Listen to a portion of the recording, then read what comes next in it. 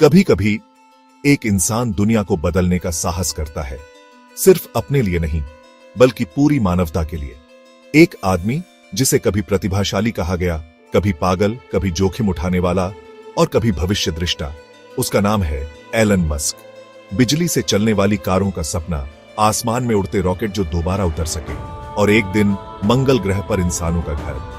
लेकिन हर सफलता के पीछे छिपी है एक कहानी, संघर्ष की, बलिदान की और न रुकने वाली जिद की। यह कहानी है उस लड़के की जिसने सितारों को छूने का सपना देखा और तब तक नहीं रुका जब तक दुनिया ने उसे पहचाना नहीं।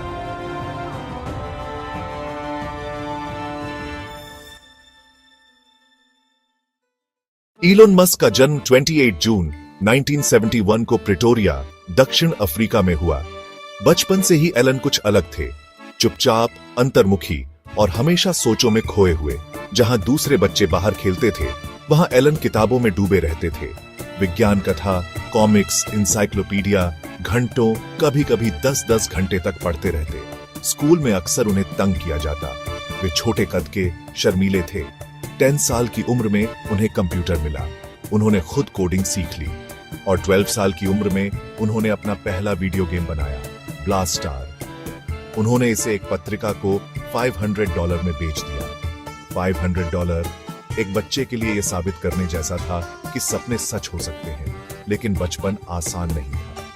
माता पिता का तलाक हुआ। ज्यादातर समय वे अपने पिता के साथ रहते, जो कठोर स्वभाव के थे। एलन का बचपन अकेलापन और संघर्ष से भरा था, पर यही कठिनाइयां उन्हें मजबूत बना दी गई और यही मजबूती आगे चलकर उनकी सबसे बड़ी ताकत बनी। बचपन की यादें उन्होंने भविष्य की नींव रखी। किशोरावस्था में ही एलन को लगा कि उनके सपनों के लिए दक्षिण अफ्रीका छोटा है। राजनीतिक अस्थिरता और अनिवार्य सैन्य सेवा उनके लिए सही रास्ता नहीं था। वे अमेरिका जाना चाहते थे, स्वतंत्रता, अवसर और नए आसमान की तलाश में। 17 साल की उम्र में अपनी कनाडाई मां की नागरिकता का सहारा लेकर वे कनाडा चले गए।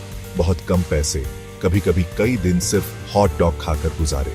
फिर उन्होंने अमेरिका का रुख किया, क्वीन यूनिवर्सिटी और फिर पेंसिल्वेनिया यूनिवर्सिटी से पढ़ाई की। उन्होंने भौतिकी और अर्थशास्त्र में डिग्रियां ली, लेकिन पढ़ाई उनके लिए मंजिल नहीं थी। वह तो बस एक लॉन्च पैड थी। वह हमेशा सोचते रहे, मैं दुनिया को कैसे बदल सकता हूं।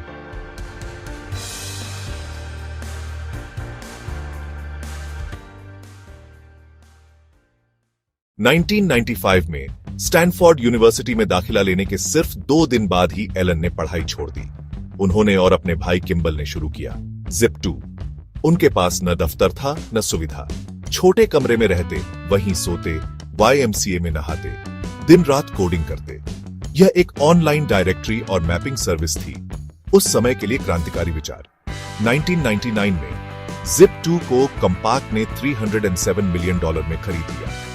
27 साल की उम्र में एलन करोड़पति बन चुके थे, लेकिन उनके लिए यह अंत नहीं था, यह तो बस शुरुआत थी।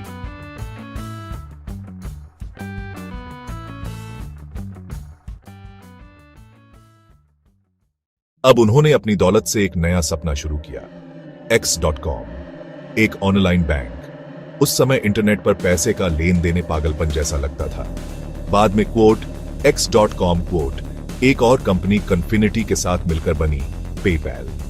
लेकिन वहां भी संघर्ष था। निवेशक उनके तरीकों से खुश नहीं थे। 2000 में जब एलन हनीमून पर थे, उन्हें उनकी ही कंपनी से हटा दिया गया।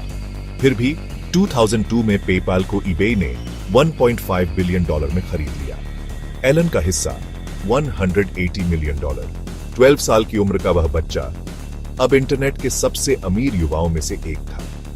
लेकिन एलन का लक्ष्य पैसा कमाना नहीं था। वे चाहते थे मानव सभ्यता का भविष्य बदलना, और अब उनका निशाना था आसमान। 2002 में एलन ने बनाई SpaceX मिशन, अंतरिक्ष यात्रा सस्ती बनाना, रॉकेट को दोबारा इस्तेमाल करना। पहली उड़ान नाकाम, दूसरी उड़ान नाकाम, तीसरी उड़ान नाकाम, 3 असफलताएं। कंपनी कर्ज में डूब चुकी थी। मीडिया कहता यह पागलपन है, लेकिन एलन ने हार नहीं मानी। उन्होंने आखिरी पैसे भी लगा दिए। 2008 चौथी उड़ान, और इस बार चमत्कार हुआ। SpaceX बच गया और जल्द ही नासा ने उन्हें $1.6 बिलियन का कॉन्ट्रैक्ट दिया। SpaceX का विजन बदला, सस्ती पहुंच और पुनरुपयोग। रॉकेट को दोबारा इस्तेमाल करना, एक सिद्धांत से व्यवहार तक। यह इतिहास में पहली बार एक निजी कंपनी का सफलता दिखा रहा था। इंजीनियरों की आंखों में आंसू थे, भीड़ ने तालियां बजाईं। एलन खुद हैरान थे, और यही था मूल बीज, स्टारशिप की सोच जो आगे चलकर धरती से परे बड़े कदमों का आधार बनी। लेकिन एलन के सपने सिर्फ आसमान तक नहीं थे, वे धरती को भी बदलना चाहते थे।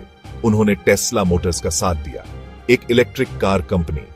तब लोग इलेक्ट्रिक कारों को मजाक समझते थे, धीमी, बेकार, बिना दम की। लेकिन टेस्ला रोडस्टर ने सबको चौंका दिया, पूरी तरह बिजली से चलने वाली स्पोर्ट्स कार। दुनिया हैरान रह गई, लेकिन अंदर की कहानी अलग थी। पैसे की कमी, तकनीकी समस्याएं। 2008 आते आते टेस्ला और स्पेस एक्स दोनों दिवालिया होने की कगार पर थे। एलन खुद अपने दोस्तों से उधार लेकर गुजारा कर रहे थे। बाद में उन्होंने कहा, 2008 मेरे जीवन का सबसे बुरा साल था। लेकिन उसी साल दिसंबर में सब बदल गया। नासा का कॉन्ट्रैक्ट मिला, टेस्ला को आखिरी समय पर निवेश, दोनों कंपनियां बच गईं। एलन ने सब कुछ दांव पर लगाया था, अपनी दौलत, अपना नाम, अपना भविष्य। 2008 के बाद अब सिर्फ जिंदा रहना काफी नहीं था, एलन को दुनिया को साबित करना था। 2012 में टेस्ला ने लॉन्च किया मॉडल एस, एक कार जो सिर्फ इलेक्ट्रिक नहीं थी बल्कि अद्भुत थी, तेज, सुंदर और टेक्नोलॉजी से भरी हुई। मॉडल एस को दुनिया भर में अवार्ड मिले। क्रिटिक्स ने कहा, अब तक की सबसे बेहतरीन कार। अब कोई हंस नहीं रहा था। टेस्ला ने ऑटोमोबाइल इंडस्ट्री की नींव हिला दी। टेस्ला ने न सिर्फ कारें बदली बल्कि ऊर्जा के पैमानों को भी चुनौती दी। बैटरी टेक्नोलॉजी और उत्पादन क्षमता ने उन्हें अलग खड़ा किया। नवीकरणीय ऊर्जा के साथ उनकी सोच का दायरा और बड़ा हुआ। धीरे धीरे इलेक्ट्रिक कारें सामान्य होती गईं। टेस्ला ने पैठ बना दी। स्पेस एक्स भी नए इतिहास लिख रहा था। दशकों से रॉकेट एक ही बार इस्तेमाल होते थे। एलन ने कहा, क्यों न रॉकेट खुद वापस उतरे। 2015 यह असंभव सा सपना पूरा हुआ। फाल्कन 9 और फिर जमीन पर आकर सीधा खड़ा हो गया। इंजीनियरों की आंखों में आंसू थे, भीड़ ने तालियां बजाईं। यह एक नए अंतरिक्ष युग की शुरुआत थी। उन्होंने स्टारशिप का ऐलान किया, एक ऐसा रॉकेट जो इंसानों को चांद, मंगल और उससे भी आगे ले जा सके। एलन ने मंगल पर शहर बनाने की योजना बनाई, मानव जाति को बहुग्रही बनाने का सपना। न्यूरालिंक, दिमाग और कंप्यूटर को जोड़ने के लिए। द बोरिंग कंपनी, जमीन के नीचे तेज सुरंगें बनाने के लिए। स्टारलिंक, पूरी दुनिया को इंटरनेट से जोड़ने के लिए। हर विचार पागलपन लगता था, लेकिन धीरे धीरे एक एक कर सच होता गया। आज एलन मस्क दुनिया के सबसे चर्चित, विवादित और प्रभावशाली व्यक्तियों में से एक हैं। और वे अभी रुके नहीं हैं। धरती से मंगल तक, दिमाग से कंप्यूटर तक, गहराई से आसमान तक, जब कोई चीज वाकई महत्वपूर्ण होती है तो आप उसे करते हैं, भले ही आपके खिलाफ सारी परिस्थितियां क्यों ना हों।